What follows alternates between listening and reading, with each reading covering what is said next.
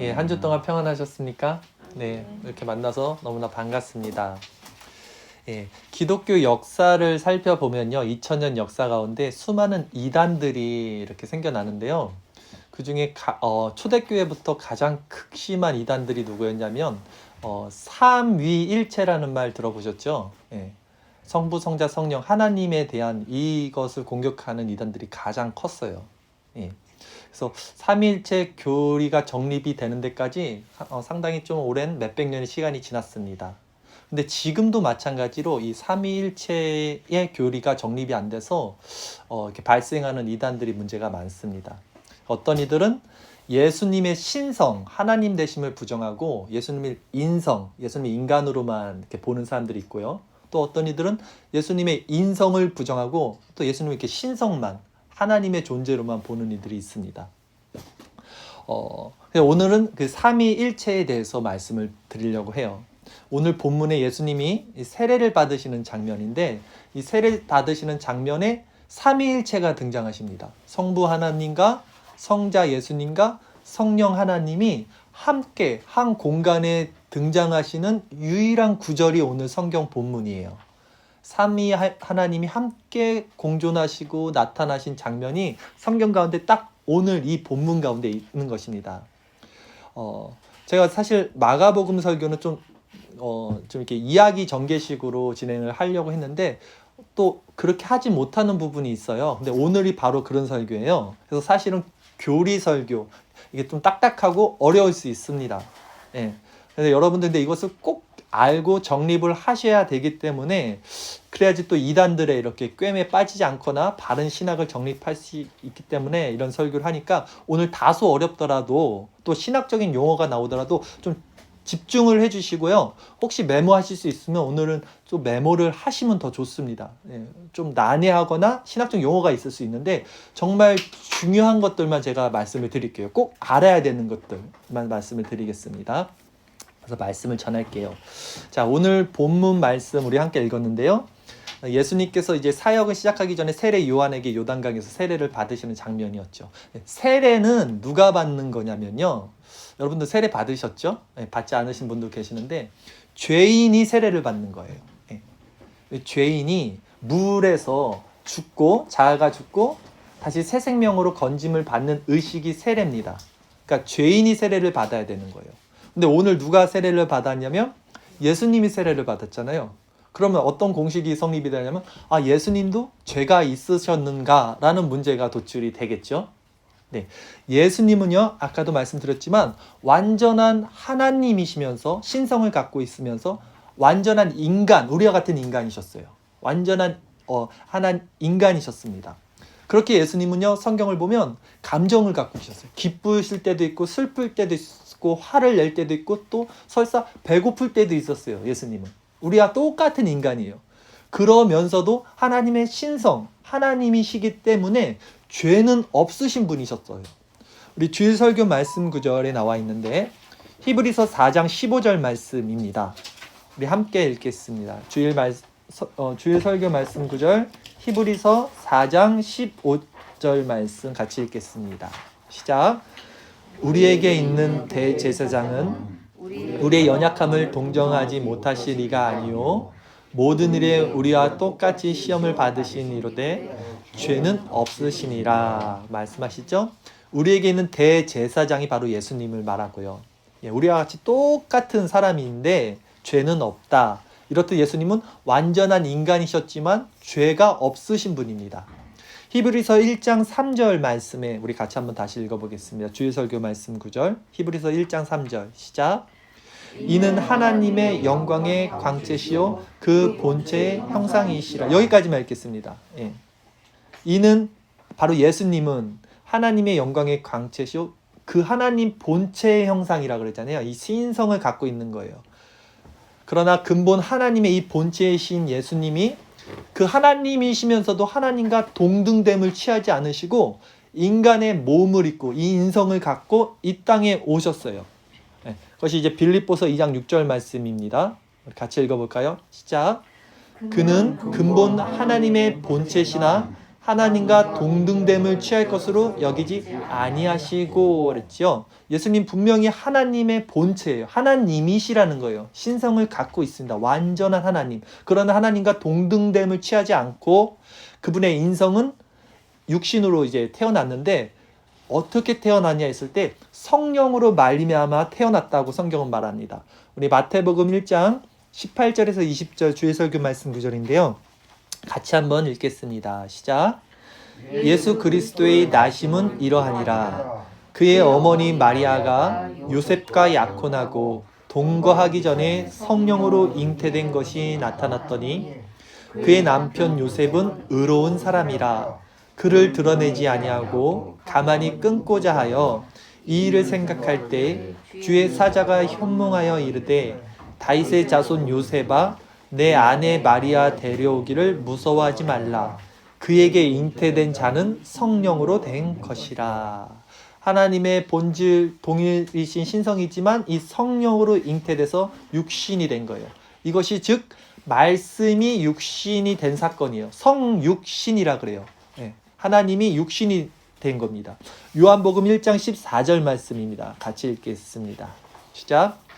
말씀이 육신이 되어 우리 가운데 거하심에 우리가 그의 영광을 보니 아버지의 독생자의 영광이요 은혜와 진리가 충만하더라. 이 말씀이 육신이 돼서 우리 안에 거하신 성육신입니다. 이렇게 해서 예수님의 신성의 모든 충만함이 우리 육체 가운데, 인성 가운데 거하시게 된 것을 지금 쭉 살펴본 거예요. 그래서 이것을 신학적인 용어로는요, 신인양성이라고 합니다. 예, 어렵지 않아요. 신과 인간의 양성을 같이 갖고 계시다는 뜻이거든요. 그러니까 예수님은 완전한 하나님, 또 완전한 인간, 신인 양성이라는 거예요.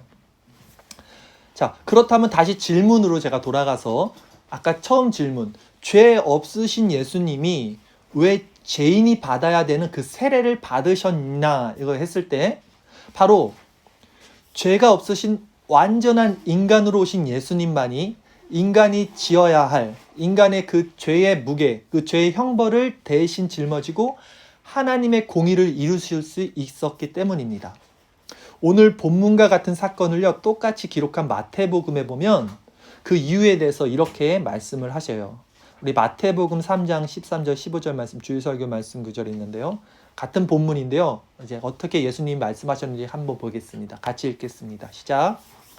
이때에 예수께서 갈릴리로부터 요단강에 이르러 요한에게 세례를 받으러 하시니 요한이 말려 이르되 내가 당신에게 세례를 받아야 할 터인데 당신이 내게로 오시나이까. 예수께서 대답하여 이르시되 이제 허락하라. 우리가 이와 같이 하여 모든 의를 이루는 것이 합당하니라 하시니 이에 요한이 허락하는지라. 똑같은 본문인데 조금 더 구체적이에요. 자, 예수님이 지금 세례 요한에게 나왔는데 세례 요한이 이렇게 얘기하는 겁니다. 인간인 내가, 죄인인 내가 당신 하나님께 세례를 받아야 되는데, 죄사함을 받아야 되는데 왜 당신이 인간인 나에게 죄사함을 받습니까? 당신은 죄가 없으신데 왜 하나님이신 당신이 죄사함을 받습니까? 라고 물어본 거예요. 그때 예수님이 뭐라고 하시냐면 이걸 허락하라. 이와 같이 하는 것이 모든 의를 이룬다 그래요. 의. 이 모든 의를 이룬다는 것이 바로 하나님의 공의를 이야기하는 거예요. 하나님의 공의. 공의라는 말은 정의라는 말과 같은 말이라고 할 수 있는데요. 하나님의 의로우신 법이라는 뜻입니다. 하나님의 의로우신 법. 즉 공의로우신 하나님은요. 죄의 책임을 간과하실 수 없어요. 누가 죄를 졌을 때 아예 그냥 내가 용서해 줄게가 아니라 그 죄의 책임을 져야 돼요. 정령 먹으면 죽으리라 한 그 선악과를 먹었을 때는 정령 죽을 수밖에 없다는 것이 공의, 하나님의 정의라는 거예요. 그래서 그 죄의 대가를 묵인할 수가 없어서 그 예수님이 인간의 몸으로 이 땅에 오셔서 십자가를 지게 하신 것, 그것이 공의라는 거예요. 누군가는 심판을 받아야 한다는 것입니다. 그러기에 우리가 이 지금 구원을 받았다고 말하는 것은요, 하나님의 공의를 이루신 예수님의 의를 전가받았다는 의미예요. 이해 가시죠? 예수님이 하나님의 공의를 이루셨잖아요. 그 순종하셨어요. 그 예수님의 의를 이렇게 전달받은 거예요, 우리가. 의의 전가를 받은 겁니다. 하나님의 공의에 대해서 예수님의 이 순종으로 말미암아 그 의의 전가로 우리가 구원받았다라고 하는 것이에요. 그래서 이렇게 받은 구원을 뭐라고 하냐면 이신칭의라는 말을 씁니다. 이것도 굉장히 중요한 얘기인데요. 그냥 이해만 하시면 돼요. 이신칭의는 뭐냐면 값없이 의롭다 하심을 받았다는 거예요. 값없이. 우리가 무엇을 한 게 아니라 오직 그냥 하나님이 주신 선물인 믿음을 통해서 값없이 의인으로 칭함받았다. 이신칭의. 이것이 기독교에서 가장 중요한 핵심이죠. 교리의 핵심이죠. 이신칭의. 값없이 은혜로 선물로 구원을 받은 것입니다. 자, 그래서 이제 예수님이 우리를 위해서 대신 세례를 받으신 게 첫 장면인 거예요. 사역에. 그리고 마지막 사역의 마지막 장면이 뭐였어요? 십자가에서 지시는 거잖아요. 이게 연결이 되는 겁니다. 처음도 죄의 사함을 받기 위한 세례, 마지막도 죄의 사함을 받기 위한 십자가로 귀결이 되는 거예요. 이런 사역이 형태가 있는 거고요. 두 번째, 이제 삼위일체에 대해서 이제 본격적으로 살펴볼게요. 오늘 예수님이 본문에 보면 물에서 올라오실 때 어떤 일이 벌어졌는지 본문을 다시 한번 살펴볼게요. 오늘 마가복음 1장 9절에서 11절까지 말씀 오늘 본문인데요. 다시 한번 읽어보겠습니다. 우리 찬찬히 같이 한번 읽어볼게요. 시작. 찾으셨나요? 한번 좀 찾아주시고요. 마가복음 1장 9절 11절 우리 같이 천천히 읽겠습니다. 시작. 그때에 예수께서 갈릴리 나사렛으로부터 와서 요단강에서 요한에게 세례를 받으시고 곧 물에서 올라오실새 하늘이 갈라짐과 성령이 비둘기같이 자기에게 내려오심을 보시더니 하늘로부터 소리가 나기를 너는 내 사랑하는 아들이라 내가 너를 기뻐하노라 하시니라 했어요. 제가 오늘 본문이 성경에서 딱 유일하게 한 번 나오는 삼위일체 하나님이 등장한다고 그랬잖아요. 한번 살펴볼까요? 자, 예수님이 세례를 받으시고 이제 물에서 올라오십니다. 예, 성자 예수님이 있잖아요, 지금. 그리고 하늘이 갈라짐과 성령이 나옵니다. 성령 하나님. 성령이 비둘기같이 자기에게 내려오심을 보시더니 이 비둘기가 진짜 비둘기는 아니에요. 비둘기 어떤 신적인 형상을 의미하는 겁니다. 그래서 비둘기 같은 그 성령이 이제 등장을 하죠. 그리고 마지막으로 하늘로부터 소리가 나서 이르기를 너는 내 사랑하는 아들이라 내가 너를 기뻐하노라. 이 음성이 들려. 이 음성이 바로 누구의 음성이죠? 성부 하나님. 그래서 성부, 성자, 성령이 한 군데 같이 나타나신 유일한 구절인 거예요. 그래서 이것을 가지고 우리는 삼위일체가 있다라는 사실을 증거할 수도 있는 겁니다. 예. 이 삼위일체 교리가 참 어렵다 그랬잖아요. 이단들도 많이 있었고. 제가 처음 사역을 이제 시작할 때는 저도 이 개념이 없었어요. 삼위일체에 대해서. 그래서 제가 이제 주일학교 아이들에게 삼위 하나님에 대해서 설교를 어떻게 했냐면 제가 이게 물이잖아요, 지금. 제 딴에는 고민을 하고 어떻게 설교를 했냐면 얘들아, 하나님은 삼위일체 하나님인데 바로 물과 같은 거야. 물은 그 H2O라고 그래서 이 만물의 기초 성질이잖아요. 하나님이 물과 같아서 모든 만물에 계시고 만물의 기초가 되셔. 그리고 예수님은 이 물이 얼으면 얼음이 되잖냐? 딱딱하잖아. 만져지잖아. 우리 육신처럼. 예수님은 이렇게 우리 인간처럼 오신 거야. 그래서 만져지는 거야. 딱딱한 거야. 그리고 성령님은 이 얼음이 녹으면 다시 수증기로 날아가잖아. 수증기는 눈에 보이지 않잖아. 그러나 존재하지. 바로 성령님도 우리 눈에는 보이지 않지만 이렇게 존재하시는 거야. 그러니까 H2O는 같은 성분이지만 물과 또 얼음과 수증기처럼 삼위일체 하나님이 이렇게 다른 형태로 나타나시는 거야. 정말 멋지지 않습니까? 제 딴에는 나 이거 진짜 좋은 비유였다라고 설교를 했는데 이렇게 설교를 하니까 다른 어떤 사역자가 저한테 이러더라고요. 그거 좋은 해석이 아닌데? 그거 좀 위험한데? 이래요. 그래서 뭐가 잘못됐어요? 그러니까 그분도 잘 설명은 못했어요. 그때 저한테. 그게 왜 안 좋은 건지. 근데 나중에 제가 이제 공부를 해보니까 그 물에 대한 비유가 잘못됐다는 걸 알게 됐어요. 그게 어떤 잘못이었냐면 제가 지금 말한 이 물과 얼음과 수증기는 어려운 신학적 용어를 쓸게요. 양태론이라는 해석입니다. 양태론적 해석. 뭐냐면 이렇게 해석하는 사람들이 있어요. 하나님은 한 분이시죠. 하나님은 딱 한 분인데 구약에는 성부 하나님으로 나타나신 거예요. 근데 그 똑같은 하나님이 신약에 와서는 예수님의 모습으로 나타나신 거예요. 그리고 그 예수님의 모습으로 나타난 한 분 하나님이 우리 지금 이 시대는 성령의 모습으로 나타나신다는 거예요. 네. 그러니까 제가 물의 비유와 똑같지요. 이게 양태론적 해석이라고 하는데 이게 잘못됐다는 겁니다, 여러분. 하나님은 한 분이시지만 삼위로 존재하신다는 거예요. 그러니까 각각 성부, 성자, 성령이 각각 존재하세요. 우리는 인격이라 그러잖아요. 근데 하나님을 인간이 아니기에 인격이라고 말하지 않고 위격이라는 표현을 씁니다. 위라는 말은 신학자들이 그냥 만들어낸 거예요. 처음으로. 왜냐하면 삼위 하나님을 설명할 길이 없으니까 그냥 위라는 말을 만들어서 하나님은 세 분, 위격, 인격이 아니니까 위격으로 성부, 성자, 성령이 셋으로 각각 존재하신다. 개별적으로. 근데 그 위격, 세 위격은 또 하나의 동일 본질, 본체이시다. 어렵지만 그렇게 설교를 한 거예요. 설명을 한 거예요. 그래서 삼위가 일체다. 삼위로 각각 존재하지만 또 하나다. 그게 삼위일체라는 말이에요. 이제 그렇게 해석을 하는 것이 바른 것입니다. 그러니까 구약에는 하나님, 신약에는 예수님, 또 지금은 성령이 운행하는 시대다. 이렇게 해석하는 분들이 의외로 많아요. 어떻게 보면 되게 타당해 보이니까. 근데 그렇게 시대를 나눠서 구약, 신약, 또 지금 이렇게 해석하는 것을 세대주의적 해석이라고 그러거든요. 세대를 나누는 거잖아요, 이렇게. 그래서 지금은 성령이 움직이는 시대야. 이것도 올바른 해석은 아니에요. 예. 하나님은 삼위 하나님이 함께 사역을 하세요. 구약에서도 성부, 성자, 성령이 함께 사역을 하시고 신약인 지금도 세 분이 함께 사역을 하세요. 성령만 따로 사역하시는 게 아니라 삼위일체잖아요. 함께 사역을 하시는 것이다.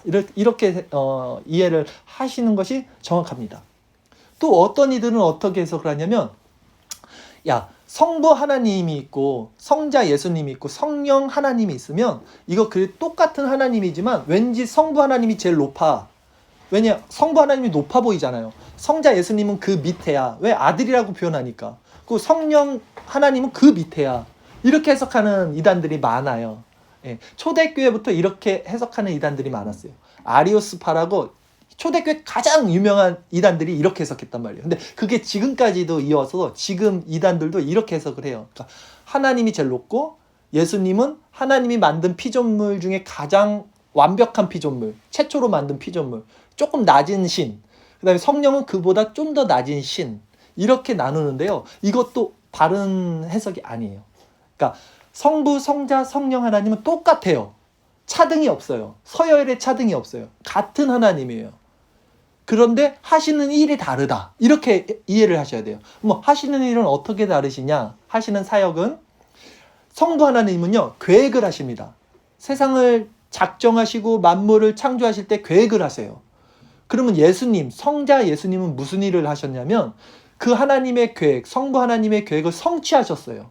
예수님이 십자가에서 성취를 하시죠. 실행을 하시는 거예요. 그러면 성령 하나님은 무슨 일을 하냐? 성부 하나님이 계획하고 작정하신 그 일을 성자 예수님이 성취하시고 성령 하나님은 그 성취하신 일을 뭔지를 우리에게 알려주는 거예요. 작용을 하세요. 성령 하나님이 우리 안에 내주하면서 이런 일을 하신 거야 라고 안 알려주면 우리가 도대체 어떻게 하나님이 무슨 일을 했는지 알 수 있겠습니까? 그래서 이 세 분이 하시는 일은 달라요. 그러나 서열의 차등이 있는 것은 아니다. 이렇게 이해하시면 됩니다. 제가 왜 어떤 분들이 이렇게 설교하면 분명히 내가 신학자도 아닌데 신학할 것도 아닌데 무슨 양태론은 뭐고 뭐야 나 그런 거 다 알 필요가 없는데 그거 왜 공부하지? 이렇게 하시는 분들이 있는데 제가 왜 이런 설교를 하냐면 그냥 막 지식을 전달하고 싶어서 하는 게 아니라 이런 개념을 정확히 알고 있어야 여러분들 이단에 빠지지 않아요. 잘못된 이단들 교리에 빠지지 않기 위해서 정확하게 알려드리는 거예요. 왜냐하면 이단이라는 것은 결국 교리를 건들거든요. 기독교 교리를 건드려요. 그러니까 교리를 모르면 이단에 빠지는 거예요. 예. 근데 이런 정립이 안 돼 있으면 그냥 이단에 현혹되기가 쉽다는 거예요. 그래서 이렇게 우선 설명을 했는데 한번 이해를 하시고 성경 공부나 이런 걸 통해서 제가 반복적으로 다시 한번 정립을 해드릴 거고요. 계속해서. 자, 그렇다면 이제 정말 중요한 문제 한 가지를 남았습니다. 바로 우리의 구원에 관한 문제죠. 우리의 구원과 관련된 삼위일체 하나님의 그 구원 사역에 대해서 말씀을 드릴게요. 하나님은 구약이나 신약이나 모두 동일한 원리와 방식으로 제가 이렇게 역사하신다 그랬잖아요. 구약은 성부, 신약은 성자, 지금은 성령이 아니라 같이 역사하신다 그랬잖아요. 무슨 말이냐면 지금 우리는 신약에 살고 있어요. 그래서 우리는 누구를 인해서 구원을 받았습니까? 예수님을 통해서 이신칭의를 받아서 우리가 구원을 받았다면, 그러면 구약에 있는 사람들도 마찬가지라는 거예요. 구약에 있는 사람들도 예수님을 통해서 구원을 받은 거예요. 그럼 여기서 질문이 하나가 나올 수 있어요, 여러분. 보세요. 구약에는 예수님이 오시기 전입니다. 근데 어떻게 예수님이 오시기 전에 예수님을 통해서 구원을 받았다는 말입니까? 라는 질문을 할 수 있죠. 그들은 예수님이 누군지도 몰랐는데요. 그 예수님이 십자가를 지시기 전이었는데 그럼 어떻게 구원을 받을 수 있습니까? 라고 질문을 했을 때 예수님, 성자 하나님은요, 구약에 계셨어요. 예, 구약뿐만이 아니라 만세 전에 이미 계셨어요. 세상이 창조될 때 이미 성삼위일체 하나님이 말씀으로 함께 하셨잖아요. 이 세상이 말씀으로 인해서 창조가 됐어요. 그 말씀이 육신이 된 게 성자 예수님이라고 그랬잖아요. 그러니까 이미 계신 거예요. 계시지 않은 게 아닙니다. 오늘 설교 말씀 구절 중에 요한복음 1장 1절에서 3절 말씀인데요. 주일 설교 말씀 구절, 요한복음 1장 1절 3절 말씀 우리 같이 한번 읽어볼게요. 시작. 태초에 말씀이 계시니라. 이 말씀이 하나님과 함께 계셨으니 이 말씀은 곧 하나님이시니라. 그가 태초에 하나님과 함께 계셨고 만물이 그로 말미암아 지은 바 되었으니 지은 것이 하나도 그가 없이는 된 것이 없느니라. 그렇죠? 여기에서 이 말씀이 누군지 다 아시죠? 이 말씀이 육신이 돼서 오신 바로 예수님이에요. 그러니까 예수님이 세상을 창조하신 거예요. 말씀으로 하나님과 더불어. 그래서 성경에 보면 모든 세상이 그리스도로부터 나가고 그리스도로께 돌아온다 그래요. 예수님이 이 세상을 창조하신 거예요. 그러니까 구약에도 이미 예수님이 있다라는 거예요. 삼위일체 하나님을 존재하셨다. 그런 모습은 구약 가운데 많이 나타나요, 사실. 그러니까 아브라함의 그 천사들이 나타난 장면에서도 그 천사를 우리가 성자 예수님이라고 보고요. 다니엘과 세 친구가 불구덩이에 떨어졌을 때도 그 한 사람 더 있거든요. 3명이 들어갔는데 4명이 있더라. 그 한 명 누구겠습니까? 우리가 그 성자 예수님으로 보고 있거든요. 이렇게 구약에서도 곳곳에 예수님의 그런 형상들이 나타나고 있습니다. 그래서 이것을 오늘 설교한 것 중에 가장 중요한 포인트입니다. 꼭 기억하세요. 계시의 점진성이라 그래요. 제일 중요합니다. 계시의 점진성. 이 용어는 꼭 기억하셔야 돼요. 다른 거 다 잊어버려도. 계시의 점진성. 무슨 말이냐면 성경은요. 구약에서 시작하잖아요. 창세기에서. 그 요한계시록 신약에서 끝나잖아요. 계시의 점진성으로 이루어져요. 처음부터 이 계시가 다 열려지지 않아요. 그래서 구약에서는 예수님이 누군지 사람들이 희미하게 알아요. 잘 몰라요. 근데 그것이 점점 확증되는 거예요. 그래서 신약 요한계시록에 가면 그것이 완전히 이루어지는 겁니다. 이렇게 계시의 점진성으로 확증이 돼요.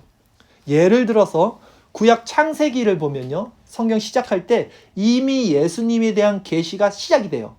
예수님이 여자의 후손으로 이 땅에 오실 거야 라는 말씀을 성경은 하십니다. 창세기 3장 15절 말씀 우리 주일 설교 구절 한번 볼게요. 창세기 3장 15절 말씀 같이 읽겠습니다. 시작.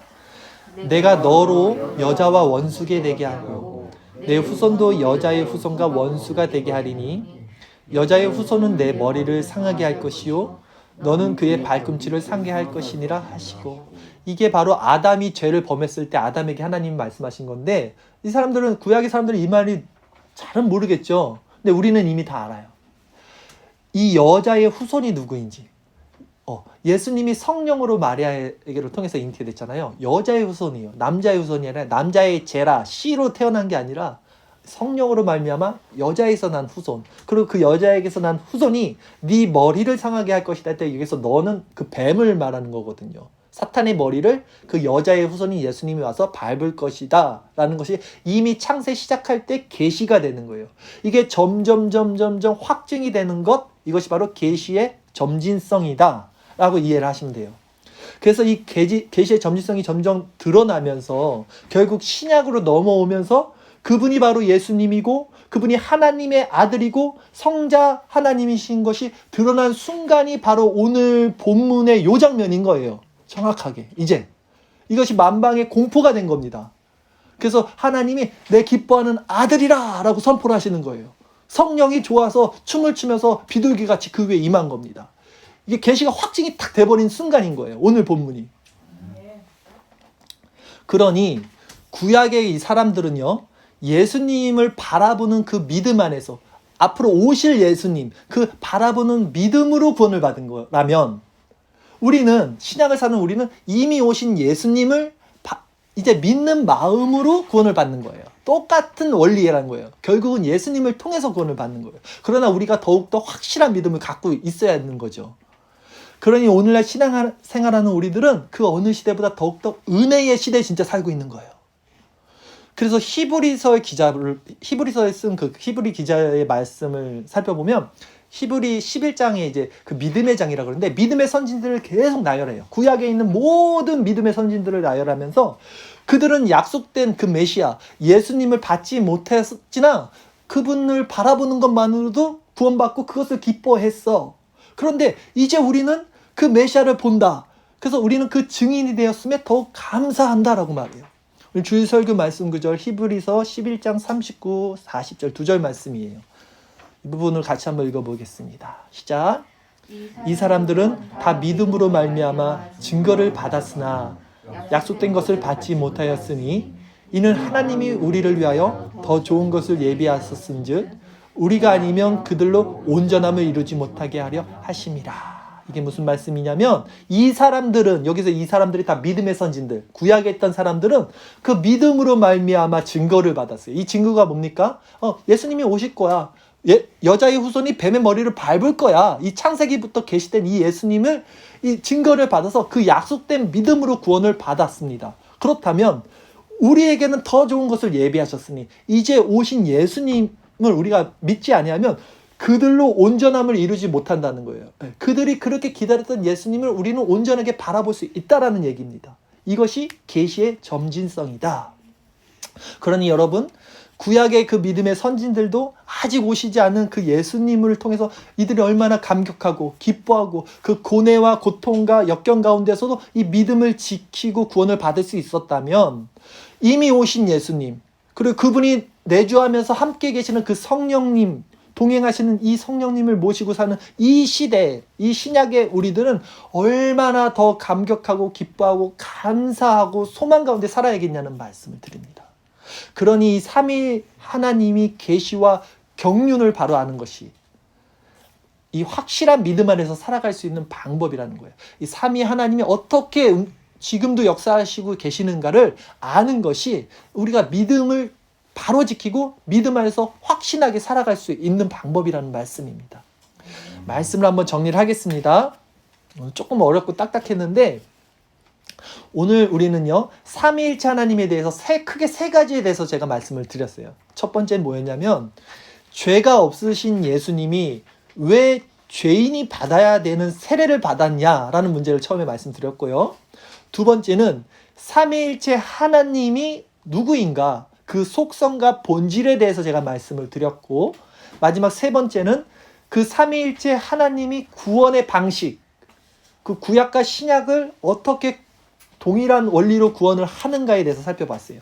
먼저 죄가 없으신 예수님이 왜 죄인이 받아야 되는 세례를 받았냐 했을 때는 바로 우리 죄로 말미암아 하나님의 공의를 만족시키기 위해 예수님이 인간의 몸으로 세례를 받으셨다 말씀드렸고요. 두 번째, 삼위일체 하나님에 대해서는요, 하나님은 시대에 따라 다른 모습으로 나타나는 것이 맞다 아니다? 아니다. 구약에는 성부의 하나님, 그 똑같은 하나님이 예수님의 모습으로 왔다가 그 똑같은 하나님이 다시 성령의 모습으로 온 것이 아니다. 이것은 양태론적 잘못된 관점이고, 그리고 그렇게 구약과 신약을 이렇게 나눠서 막 이렇게 해석하는 것은 그것은 세대주의적 해석이다. 이건 좋은 것들이 아니다. 그리고 그 하나님에게는 서열이 있다 없다? 하나님이 제일 높고 예수님 그 다음, 성령님 그 다음 이렇게 되는 겁니까? 아니라는 거예요. 이런 아리우스적 해석도 아니라는 거예요. 그럼 하나님은 어떤 분이십니까? 하나님은 한 분은 맞아요. 일체. 한 동일 본질입니다. 한 하나님이에요. 그러면서도 우리가 이해할 수는 없지만 세 위격으로 존재하신다 그랬어요. 각각 위격으로. 그리고 서열의 차등이 없고 하시는 사역은 다만 다르다. 성부 하나님은 계획하시고 작정하시고 성자 예수님은 그것을 성취하시고 실행하시고 성령 하나님은 지금 그 모든 것을 우리에게 이해가 가고 우리가 믿음으로 그것을 받아들일 수 있게 적용을 하시는 거예요. 내주하시면서 우리들에게. 이렇게 말씀을 드렸습니다. 그리고 세 번째 가장 중요한 그 하나님의 구원의 방식에 대해서는요. 신구약 모두 하나님이 일하시는 방식은 동일하다. 그것을 계시의 점진성을 통해서 나타내셨는데 즉 신약에 우리가 예수님을 통해서 구원받았다면 구약에도 예수님을 통해서 구원받았다는 거예요. 예. 이것이 계시의 점진성으로 오늘날 우리들에게는 더욱더 확실하게 주어졌다라는 것을 배웠습니다. 여러분 이것을 정확히 알고 계시면요. 정말 유익합니다. 왜냐하면 지식이 아니라 분명히 여러분 주변에서 이단들이 나타났을 때 이것을 건드려요. 예. 아니야. 구약시대 때는 율법을 지킴으로써 구원받는 거지 예수님 오시지 않았는데 어떻게 구원받아? 율법을 지켜서 구원받은 거야 구약 사람들은. 이렇게 말하는 사람은 엄청 많아요. 그때 우리가 뭐라고 말합니까? 아니야. 성경을 봐. 창세기부터 예수님은 오시기로 돼 있고 그 예수님이 계시의 점진성으로 우리는 그 하나님 삼위 본질 하나님 안에서 구원을 받는 거야 라고 설명을 해줘야 돼요. 그러므로 여러분 말씀을 마치면서 혹 지금 여러분 어떤 고난 가운데 또 있으신 분이 계시다면 오늘 배운 이 사실을 기억해 주셨으면 좋겠습니다. 그러니까 뭉뚱그려서 그냥 믿으라는 말이 아니라 우리 믿음의 선진들이 그 고난의 순간에 무엇을 바라보고 무엇을 붙잡고 무엇을 소망했는지 한번 살펴보세요. 나중에 히브리서 11장을 보세요. 구약을 보세요. 그 예수님이 오시기 전에 그분들이 어떤 그 예수님을 붙잡고 기뻐했거든요. 소망을 삼았거든요. 그렇다면 이 계시된 삼위일체 하나님이 완전하게 말씀으로 또 충만하게 계시된 지금 우리는 얼마나 더 행복하고 완전한 시대 가운데 믿음으로 살아가야겠냐는 말씀을 드리는 거예요. 그러니 여러분 이 삼위일체 하나님을 올바로 아는 지식 안에서 자유함을 누리시고요. 안정감을 누리세요. 왜냐하면 우리는 모두 그 성부 하나님의 작정 안에 있어요. 계획 안에 있어요. 만세부터 만세 후까지 창조 때부터 마지막까지 시작과 마지막이요 알파와 오메가요 처음과 나중인 이 하나님의 작정 안에 우리가 다 있어요. 예. 근데 무엇을 두려워합니까? 우리의 시작과 끝이 다 하나님 안에 있는데 또한 성자 예수님은 그것을 실행하셨어요. 실천하셨어요. 성취하셨어요. 구원을 이루셨어요. 십자가에서. 그런데 여러분 무엇을 두려워하겠습니까?